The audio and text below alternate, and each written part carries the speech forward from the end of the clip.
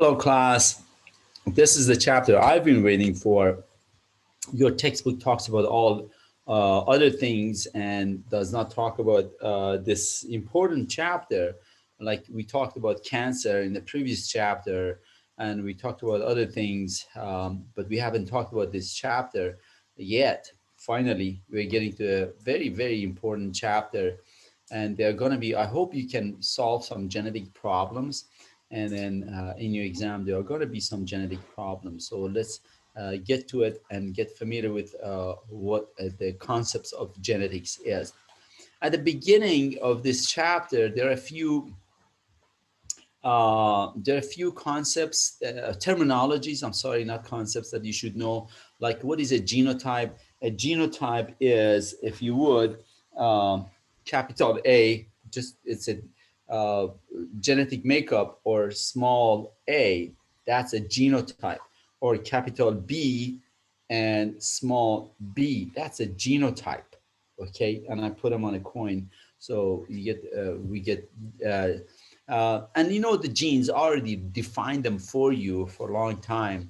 Genes are segments of DNA that code for a trait. A trait is like blue eye, brown hair, dark skin, whatever. Those are the traits. Okay. Each gene is located on a specific position in a chromosome that is called locus. So the plural is loci, and on a chromosomes. Allele is the alternative gene. So together, already talked about it in last chapter, together, capital A, small a is a gene, but allele is capital A, allele is small a. I hope I'm making some sense. Small a is one allele, and capital A is another allele, or B or C. And then that's what the allele is, the alternative gene. And that is the trait for the eye color, and blue eye color, and brown. And genotype continued. Alleles are classified as dominant and recessive.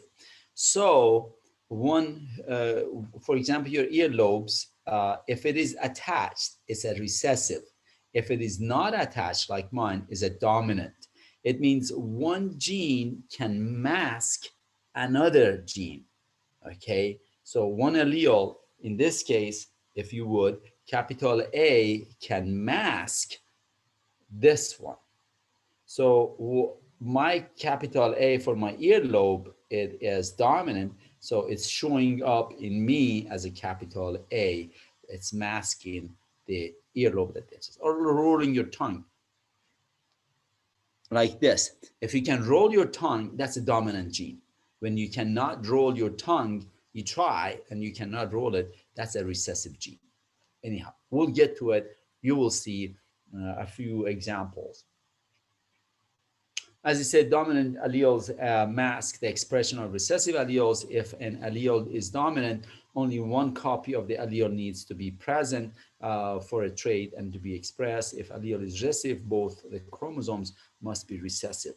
You will see that. So a genotype, a dominant gene is assigned an uppercase. Already mentioned that uppercase for the exam purposes and the rest of lecture purposes. These are uppercase, and the recessive genes in this class is lowercase. Okay. So albinism is a recessive gene and no pigmentation.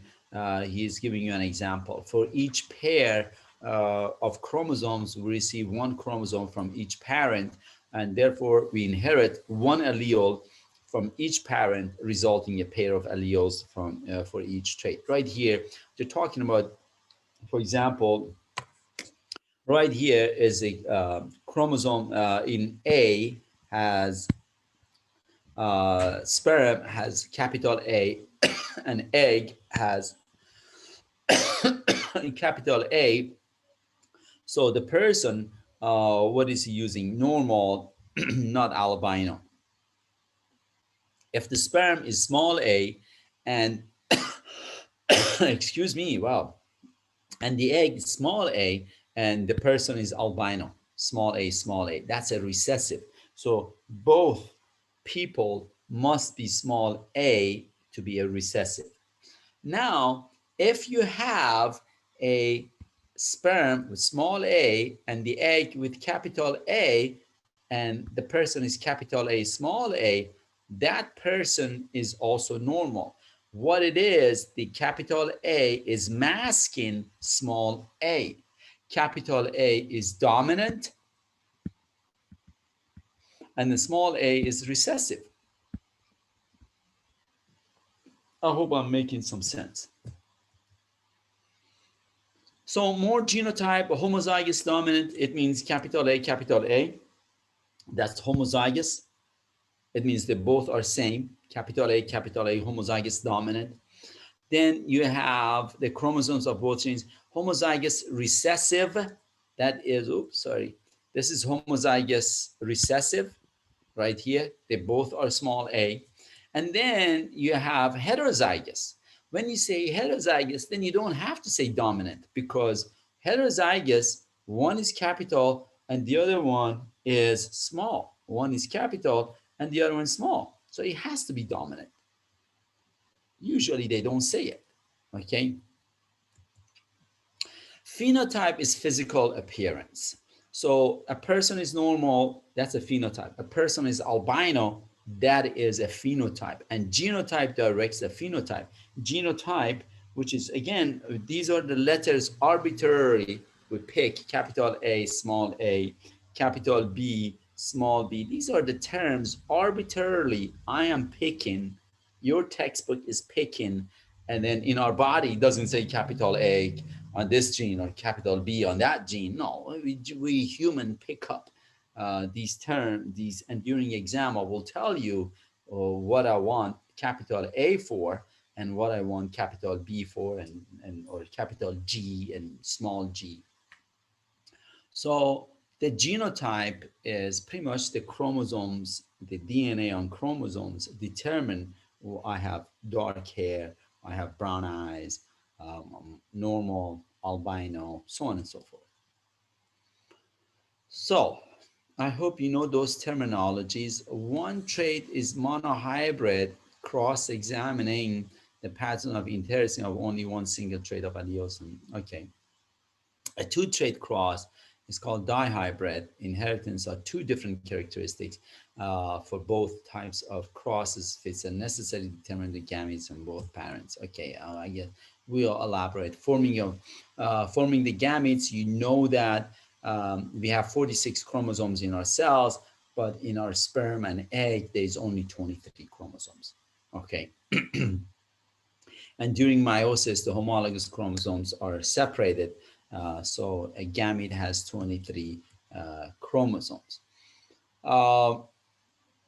To predict the chances of having a child with a certain genotype and therefore a certain phenotype, consider a one-trait monohybrid crossing links of freckles. He's using freckles, and he's using, of course, two parents without freckles have children, and then it is possible that the parents are capital F. I do not like to use this small f, and the other parent is also capital F, small f. These two characters are very close to each other. I like to use capital A, small a, capital B, small b, capital G, small g. I don't like to use F and S because F and S, it's confusing. The capital and lowercase are pretty much alike. I hope you know what I'm talking about. But anyhow, we go with your textbook for a little bit, and then later on I change things to capital A, small a. You will see it, what is happening. The parents without freckles have children. So F is dominant. He's telling you F is a dominant for freckle, and F recessive. So if somebody have freckles, F is dominant for freckles. Oh, okay, for freckles. And then small f is a recessive. So the person small f is recessive, and they have no freckles. Right here, so the person who is having freckle, as we said, is capital F, and the second one, you don't know. It doesn't matter if it is capital F or small f, it doesn't matter, right? Am I making some sense? It's just one of them is matters. The person who is not freckles, does not have freckle, it has to be small f, right? And you have to write both of them. I have to write both of them. But here I write down f blank, right? Because the second one could be capital F, or I don't know, it could be small f. Because this f is masking that f, the small f. So here we go. The parents are no freckles, no freckles. They both are small f, right? There's one F in the sperm and one F in the egg, the other way around. And the children, of course, they do not have any freckles. Now, let's say one parent has freckles and the other parent has no freckles, and they have children, and of course they have freckles, right? This is the dominant gene. If the parent is homozygous dominant, right? Do I make sense? I hope. Now let's go and say that both parents have our capital F, small f, capital F, small f. And then you form the Punnett square right here. These are the possibility of the egg, and these are the possibility of the sperm. Sperm enters the egg. This one is capital, I forgot already. Capital S, that person has freckles. That person has freckles. That person has freckles. And that person is normal. No, oh, I said normal. I'm sorry about that. No freckles. Right? I hope I'm making some sense. So the ratio is 3:1. The phenotypic ratio is 3:1. What is the genotypic ratio? 1:2:1. The genotypic ratio is 1:2:1, but phenotypic ratio is 3:1. I hope I'm making some sense. This is only and only when both parents are heterozygous. Right? Heterozygous. I don't have to say dominant. We already settled that down because this capital F is masking that small f. Okay, let's move on. So genotype and phenotype ratio, the previous slide, genotype ratio is 1, capital F, and so on and so forth. Already talked about that. And then prediction of individuals, freckles. So each new fertilization is now influenced by any other previous information. Okay, determine if the genotype is heterozygous or homozygous. So a person with a dominant phenotype could be homozygous, of course, or heterozygous. Yeah, I already talked about all of these. Man with freckles reproduce with women who does not, and then we talked about this. So I'm gonna let you read it and know it. Now, we already talked about that. All of the children's they make, your textbook is beating the dead horse again. And so these are the possibility of the sperm, and these are possibility of the egg, small f, and here they are in a, and then if a father is like this, capital heterozygous, and the mother is homozygous, what will happen, the ratio, if you would, of the freckles when not freckles is 1:1. Sometimes they use this, they call this a test cross. Your textbook did not talk about it, so I'm not gonna say much about it or ask anything. When the ratio becomes 1:1, as the phenotypic ratio is 1:1, then that's an example of a test cross. 2 laws of probability. Okay, you probably had statistics and probability, so they talked about these things. I'm not too crazy about it. Just product rule, and the other one, sum rule. Yeah, yeah, yeah, good. So two traits. Now we were talking about one trait, and that would be the freckles or not freckles, the earlobe, or rolling your tongue. Remember, these are only one trait. But what if we want to talk about combination of the earlobe and rolling your tongue? What if I have A, capital A, and capital B, two, right? So in case of two coins, if I flip my quarter, right? If I flip a quarter right here, you guys can see my quarter, and it's not labeled, so I have not committed a federal offense. So if I take this quarter and flip it right here, it's either head or tail, right? Do I make sense? I take a nickel and flip it, head or tail. Here's a nickel, here's a quarter. You guys follow what I'm talking about? They're not same size. Okay, so what a two trait is, if I flip, my question from you is, if I flip this one, does it influence the outcome of this one? Does flipping of this one influence that one? They influence each other as many times as I flip them? No, answer is no. One is independent of the other one. They're independent.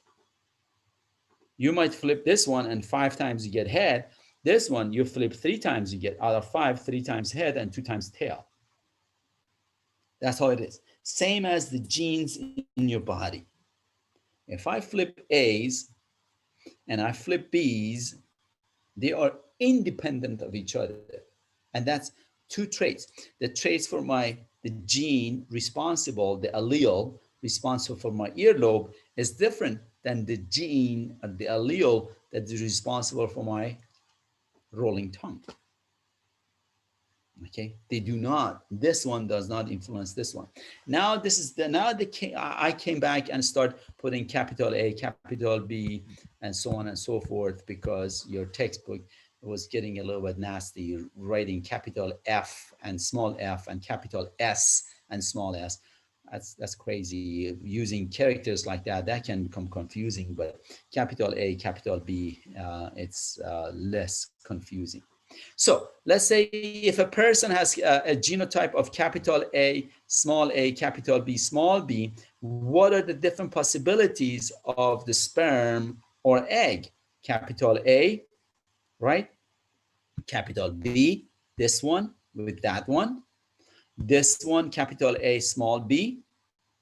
These are possibility. And the other one, small a with capital B and small a with small b. I hope I'm making some sense. Those are different possibilities of the gametes. Okay. So this what happens. Again, your textbook is using capital S, and you can, in your notes, what you can do, you can say, okay, this is capital A, capital A. This is small a, capital B, small b, the blue, small b. And then, as you can see, at the end of the day, there are different possibilities of these. Okay. Oops, sorry, I'm moving right here. If you would, so what is, let's spend a few minutes on this. I hope I'm not pressing anything. So this one would be capital A, capital B, capital A, small b, small a, small b, and I'm sorry, small a, capital B, and small a, small b. This one, again, it would be, he's trying to say different scenarios in here, but those are different possibilities. Again, your textbook is going a little bit um, differently than what I. Dihybrid cross involves two traits. Again, if the first parents, imagine the first parents are homozygous, okay, and what happens with them, the sperm could be this, and the egg could be that. When you have offsprings, they are capital A, small a, capital B, small b. Now, what are the sperms and eggs of these guys? Sperm and egg of these guys is capital A, capital B, capital A, small b, small a, capital B, small a, small b. Those are the possibilities of the sperm and egg, because both of them are capital A, small a, capital B, small b. Okay, he is going and doing a long fingers, and same as just it's capital F, small f.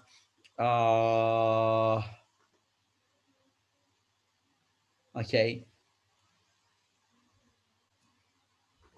he is this one is capital A, capital B, and this is small a, small b. And every child, he's making a mistake, or oh, okay. So these are the parents, right? They give off this, and both of the parents are like this in this scenario. This is the F2 generation. They call this, yeah, this is F2 generation. This is the F1 generation. This is P, and this is the F1 generation. It means the parents are this. Now imagine you have two parents like that.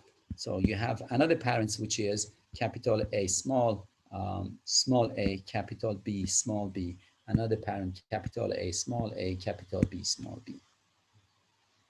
And of course, one of them makes sperm, and the other one, these are all possibilities of the sperm, and these are possibilities of the egg. So they have, imagine they have 16 children. 9 of them have, right here, they have long fingers, okay, and freckles. 3 of them have long fingers and no freckles. And 3 of them have, they're all mentioned in here. Let me see if what I can fix in here. So 9 of them freckles, short fingers right here. Oh, go back. So right here, and then 3 of them is freckles with long fingers, and no freckles, short fingers, and then only 1 of them out of 16 have no freckles and long fingers. And the phenotypic ratio is 9 to 3 to 3 to 1. I hope I made sense. You have to sit down and contemplate. These things did not happen to me overnight. I had to sit down and study them in Minnesota. Finally, it dawned on me after a while. I was studying them. So here they are. I'm saying 9 freckles one and short fingers one. I don't care what the second one is. The second one, I draw a blank line. It could be capital A, doesn't matter, or it could be small a. The second one could be capital B or small b, doesn't matter. But here, look, it's small b, it means long fingers. Okay, and the freckle ones, capital A, small a, doesn't matter. It could be capital A or small a. Doesn't matter what the second genotype, the second allele is. Small a, no freckles. Capital B, small b, does not matter. Sorry. And the last one, no freckles and long fingers, small a, small a, small b, small b. And the phenotypic ratio is 9 to 3 to 3 to 1. So human, I should stop here and talk about this a little bit. Human is not a good example of studying genetics. We reproduce very low numbers. Our offsprings, we have one or two, not good. We should use an animal that they make too many offsprings, like a fruit fly. We have 23 sets of chromosomes, not good. We should use animal that has less number of chromosomes, fruit fly, 8. Okay, and then our gestation period is 9 months, not good. These are not good models to study genetics. Fruit fly gestation period is 1 week, less than that sometimes. So fruit fly is the best example of studying genetics.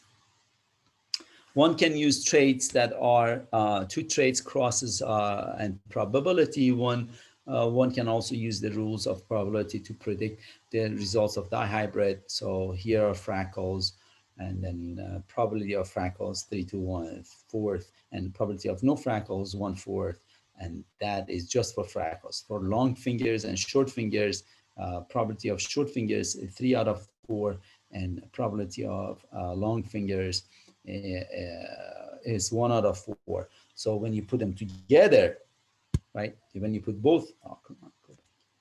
So when you put both of these together, then you get a ratio of 9 to 3 to 3 to 1. Right now, this is 3 to 1, right? This is 3 to 1. But when you put them together, then you're telling 2 coins, right? I'm dealing with 2 coins now. The right reflects, and you guys cannot see it very well. This one is 3 to 1. This one is 3 to 1. But when you put them together, it's 9 to 3 to 3 to 1. And you saw it how? Right here. It's 9 to 3 to 3 to 1. So determining if the genotype is heterozygous, homozygous dominant, 2 alleles. Again, read these. These are pretty much, I talked about it so far. And then I think this is a great slide. So monohybrid, he's using, finally your textbook is coming around using capital A, small a.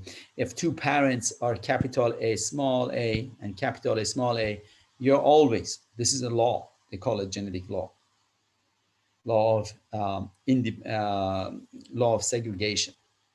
So it's 3 to 1. If one parent is capital A, small a, the other parent, small a, you get 1 to 1 ratio. It's a law. If one parent is capital A, capital B, capital A, small a, the other parent is also capital A, small a. This is John, and this is Sarah, right? You all know what I'm talking about. Then the possibilities of the offspring would be 9 to 3 to 3 to 1. Same thing as test cross up here. This is a test cross, same as test cross, of course, with 2 traits, right? The ratio is 1 to 1 to 1 to 1 to 1 to 1 to 1 to 1 to 1. I knew guideline of 1. Okay. So here, check your progress. Inheritance and genetic disorders. Quickly, let's talk about them. Many diseases occur as a result of mutation. Last chapter, when we talked about cancer, that is caused by mutation. The environment can cause mutation, and so on and so forth. But this chapter is not focusing on the mutagenic abnormalities, just talking about 2 parents are the carriers, and they get together and they have offsprings. The offsprings have genetic problem. The abnormal genes could be passed on to their sperm and egg. The parents may or may not have been affected, or the genetic mutation may be new. Autosomal dominant genetic disorder, capital A or small a, will have the disorder. Autosomal recessive genetic disorder, only small a will have the disorder. Pedigree, used to determine whether a condition is dominant or recessive, shows the pattern of the inheritance, and that's a pedigree. You've heard of pedigrees, a family tree. That's another one. Probably you've heard about it. Family tree is pedigree. So here is a family tree. They're showing you, and then what happens with a pedigree, that the female are circle and male are square. In this case, both parents, this is an affected, right here, I'm saying this one is affected child, so both parents must be carrier for a gene. Both parents have the disease and the child is normal. It's possible. Unaffected. Carrier, here we go, a heterozygous carrier recessive traits, but the phenotype is dominant with also autosomal recessive traits. If both parents are affected, all the children are affected, and the parents can pass on only recessive alleles. All children will also be homozygous recessive as well. Right here, so he's autosomal recessive disorder, he's talking about that. And then autosomal dominant pattern of inheritance. So again, a condition is a dominant, the parent can be heterozygous and still be affected. Autosomal dominant disorder, pedigree. Okay, great. Now we are getting to the first disease. Tay-Sachs disease occurs among the Jewish people that have descendants and so on and so forth.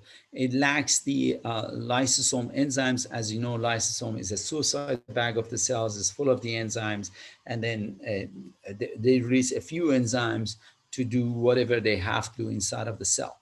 So when the hex gene is involved, that's the gene which clears out fatty acids, proteins in the brain, and causes blindness, seizures, and paralysis. There is no cure. Affected children die usually at age 5. Right here, these are the lysosomes are accumulating, and then bulging lysosomes, and these are normal cells with lysosomes, but those are bulging lysosomes. Cystic fibrosis. Okay, the things I want you to know is, main thing about cystic fibrosis, that the chlorine pumps, ions, channels, they are affected. And then when that is affected, you have accumulation of fluid outside of the lungs. And then the person, you probably know, some of you know this cystic fibrosis problem, but that's what happens. The person will have because the sodium pumps are not working. Where is it? The sodium pumps are not working properly. That's why the person have problem with respiratory problem right here. So these chlorine channels are not working properly. So chlorine cannot get out of the cell. You have the lumen of respiratory tracts, they thicken, and they have accumulation of mucus in there. Sickle cell, that's another disorder. And it can be by mutation as well. So anyhow,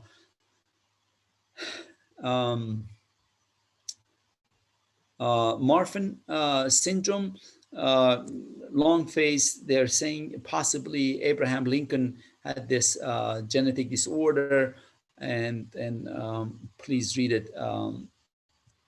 The osteogenesis imperfecta, weakened brittle bones and weakened bone, and so on and so forth.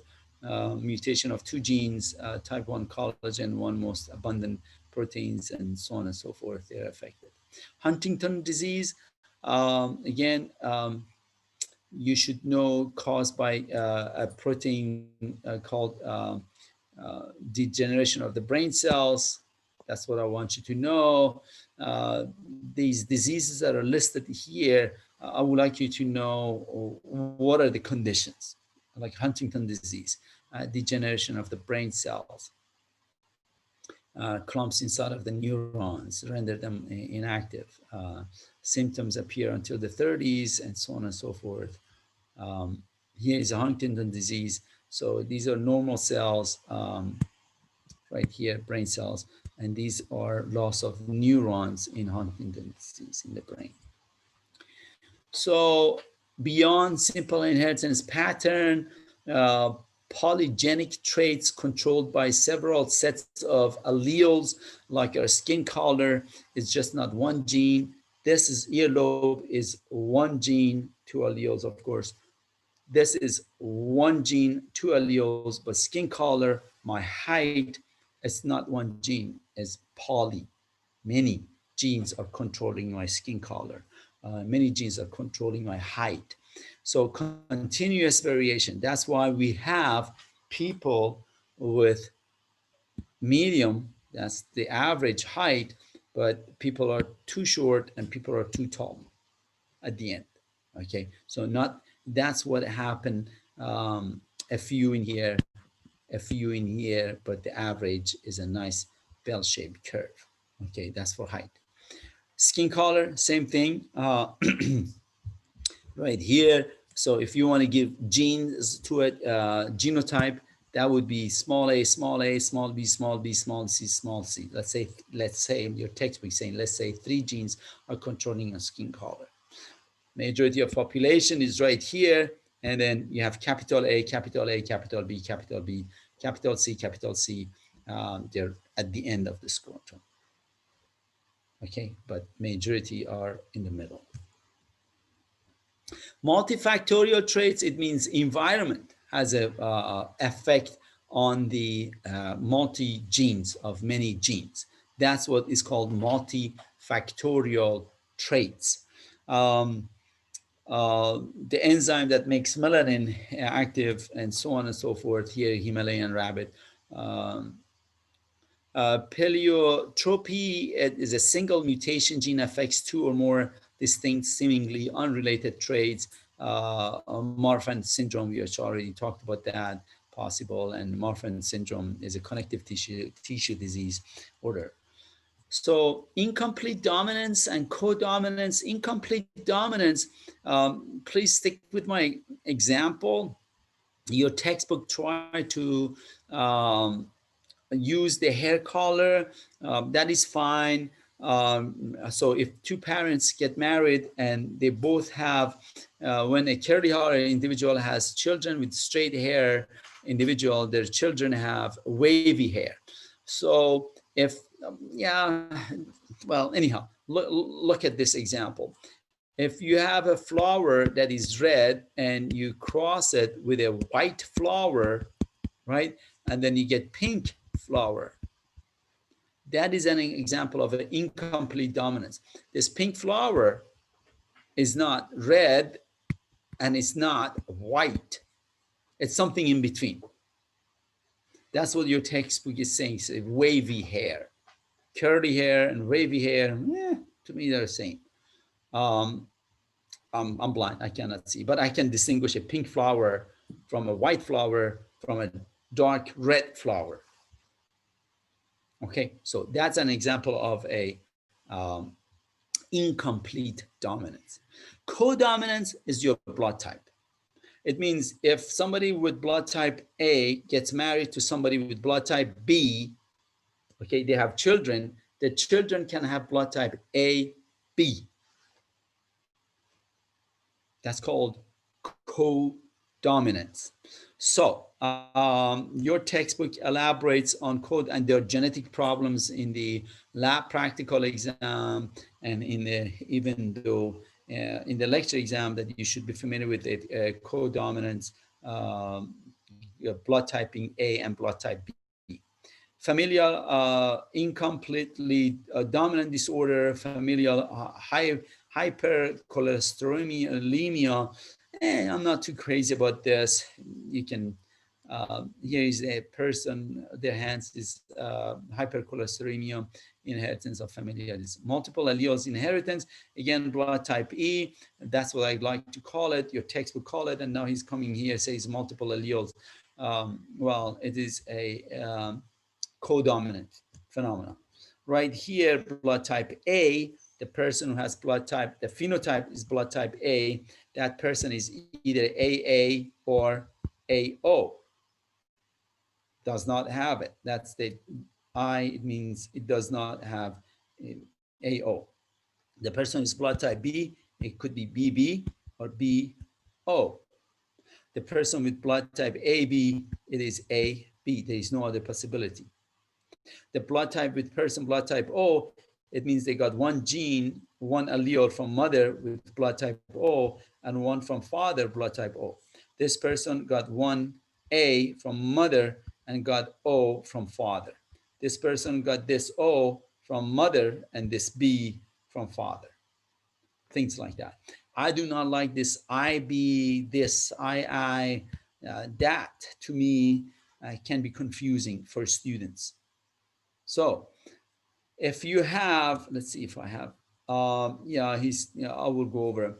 If you have a father, as I said, with blood type A and a mother with blood type B, so they can have a child with blood type AB. They also can have a child with blood type O. Why? How do I know?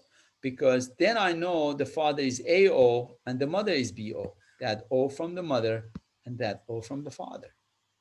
Can they have a child with blood type A? Yes, absolutely. This A from the father and this O from the mother. But when you go to doctor, you say, I'm blood type A. You don't say I'm AO. Say, which one are you? You say, I'm A. But which A are you? You probably don't know, unless you know whether your parents' blood type. Okay?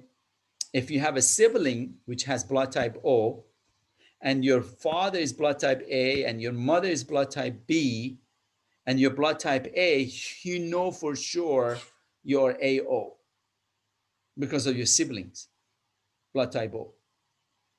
I hope I'm making some sense. I hope I'm making some sense. Can they have a child with blood type B? Yes, absolutely. They can have a child with blood type B. They can, the father cannot sue the mother cannot sue the father. Okay, let's go to another scenario. Father is blood type A and the mother is blood type O. I don't know if the father is AA or AO. So they have a child with blood type O. And the father sues the mother, says, hey, listen, I'm blood type A and my wife is blood type O. Why can we have a child with blood type O? Well, the father is AO. The mother is OO, right? So the baby is OO because the baby inherited this O from mother and that O from the father. The second child comes, it's blood type A. They got the A from here and O from here. So if you're blood type A and you know your mother or your father is blood type O, so definitely you're AO for sure. But your father is blood type A, your mother is blood type A also, and your blood type A, you could be AA, you could be AO. But if one of your siblings is O, then you know your father is AO, your mother is AO. Nobody can sue nobody. You don't have a case in the court. I hope I'm making some sense. Anyhow, here's a few more examples that your textbook is giving. And then if you guys for review sessions, you want to ask and go over more examples, I would be more than happy to do this. Sex linkage, yes, there are genes that are attached to our sex chromosomes. So this is XX for females and male is XY, as you know. So there are genes attached to our sex chromosomes right here and can be transmitted to the children. So let's say sex link inheritance, both males and females have 23 pairs of chromosomes. 22 pairs of our chromosomes are autosomal chromosomes and one pair is sex chromosomes. Sex chromosomes differ between the sexes. Male has XY, as you already know, and female is XX. Y chromosomes contain the genes responsible for determining the male gender. Yes, XY SRX, I mentioned that in the past. Sex-linked traits control genes are sex chromosomes X linkage, and allele on Y chromosomes is Y link, and so on and so forth. So yeah, please read these things. And then so female who has normal color vision, he's using B, that is fine. I can use B. Females who is colorblind, so great. Your textbook, I'm on a few textbooks that say there is female colorblind, because colorblindness is more common in male than female. Okay, so, and the male has normal vision, and a male who is colorblind, of course, and then carrier female, and then we don't have carrier male, right? Female, it has normal color vision and is not a carrier. Carrier female, which has normal color vision, and she does not know she's a carrier unless she has a child and the child is colorblind. Then a boy, they have a boy and the boy is colorblind, they know, they would know she's a carrier.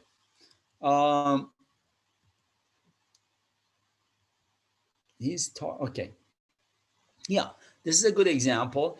So here is it's a man who is colorblind. Okay, here is a woman who is a carrier. So they get married, and these are the possibilities of the egg, and these are possibilities of the sperm. Okay. Oh, he's saying no, sorry about that. He's saying that he is normal. Sorry, I misread it. Is normal. Okay, and the woman is carrier. So these are possibilities of the sperm. These are possibility of the egg. The first child they have, it's a baby, beautiful baby girl who is normal, perfectly normal.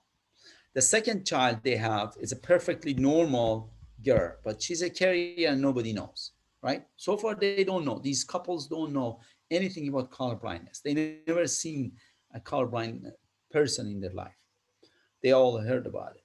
So they have another boy, and that boy is also normal.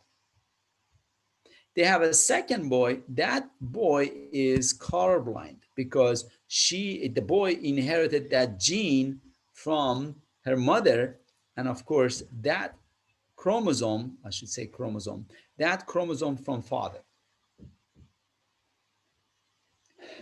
This came from mother. This came from father. This came from father. This came from mother. This came from mother, and this came from father. So anyhow, so you know what I'm talking about. I would like to do another, do one more example of colorblindness. Let's say the man is colorblind, okay, right here, and capital small b. Your textbooks, come on. Let's go to another page. So the man is right here. I hope you all can see it. The man is a colorblind, and the woman is a carrier. Okay, they get married, they have children. Let's form a Punnett square. This is a possibility of the sperm. These are the possibility of the egg. So sperm enters the egg. They have a baby girl who is a carrier, just like her mom. They have a boy, which is normal, unlike her dad, his dad. They have a girl who is colorblind. This girl is colorblind. And they have another boy, a second boy, and the boy is colorblind. So it is possible, as your textbook suggested, and it is possible to have female who are colorblind. Father has to be colorblind, mother has to be carrier. Okay. Um, recessive disorder, pedigree of the female recessive disorder. So you can study this on your own. I think we talked about it. X linkage, trait dominant. Uh, so color blindness, he's still talking about that. Duchenne muscular dystrophy is also, color blindness is not the only sex linked uh, disorders. There are other disorders.